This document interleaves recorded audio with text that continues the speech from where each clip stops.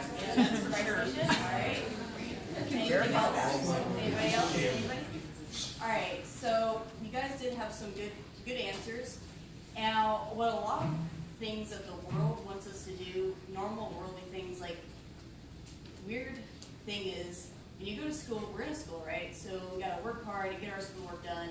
And I'm going to say something that parents probably aren't going to approve of at first, but that doesn't really matter a whole lot.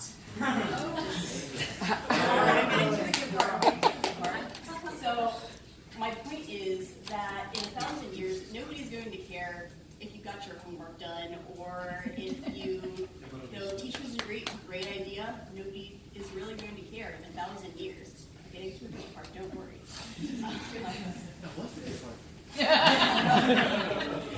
So the thing is, a lot of the things that we put our focus on don't matter at all. And now that's kind of a bummer, right? Because then what do we put our focus on? See, as Christians, we know that Christ died for us. And I think a lot of us forget, especially in America, when there's kind of this, people try to balance going to church, being a good person, and then just going home, and they aren't really living out Christ's mission. Christ died for us, not just so we could be saved. I mean, he wants us to be saved. He wants everybody to be saved. He saves people so that we can go and he can use us. Now, I'm going to read, wait for it, Romans 8. Now, hang on. English people, I expect you to read the first verse with me. You should have this in memory.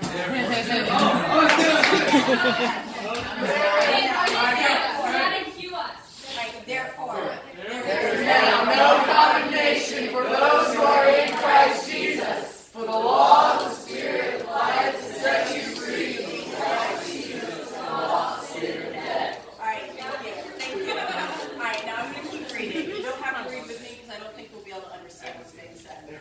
Okay. For God has done what the law, weakened by the flesh, could not do.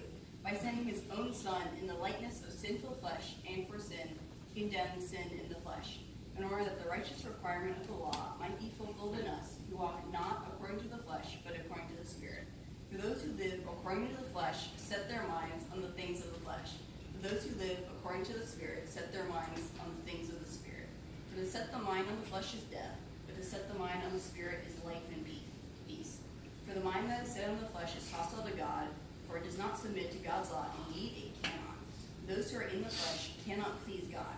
So that's kind of strong wording there. If you're in the flesh, you cannot please God. Now, what does that mean, in the flesh?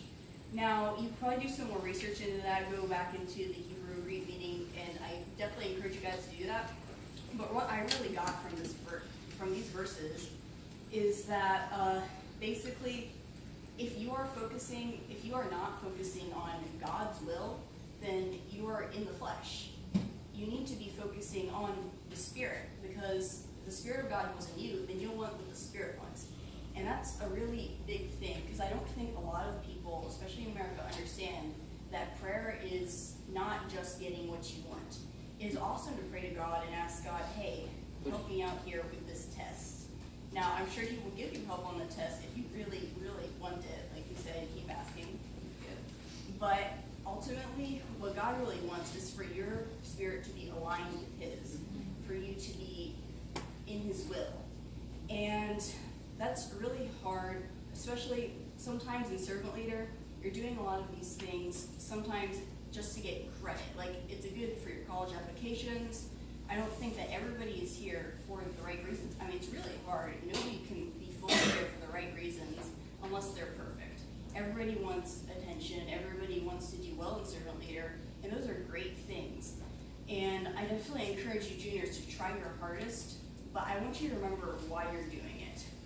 I just want you to remember, and this is really the core of my charge of you, I want you to every day, I want you to say, God, I want your will done, not mine.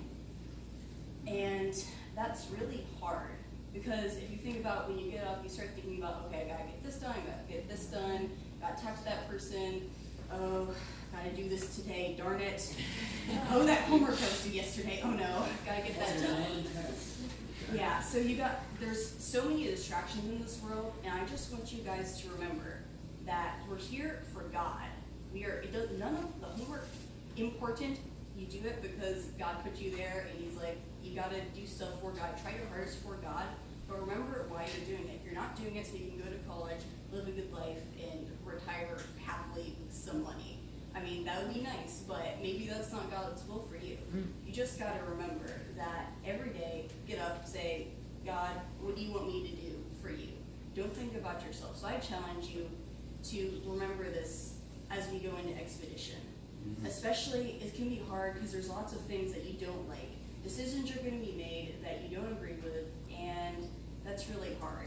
Especially as a juniors when you're leading a team and you got to work with other people. So you might, and another leader might do something that you disagree with, and sometimes you just got to be quiet, and they may annoy you, but you got to say, God, you put me here for a reason, and I don't know what it is, but I just know that it's your will. So just remember this. I challenge you to think every day, God, your will, not mine. And God really shows a great example of this in how we pray. When the disciples asked Jesus, how do we pray? He said, pray like this. Our Father, who art in heaven, hallowed be thy name. Thy kingdom come, thy will be done, on earth as it is in heaven. Give us this day our daily bread, and forgive us our trespasses. And lead us not into temptation. And you guys know. But just remember, Jesus didn't start by saying, God, these people are asking stupid questions. Help me out here. He said, God, our Father, who art in heaven, hallowed be thy name. Thy kingdom come, thy will be done. So I just challenge you guys to forget about what you want and focus on God.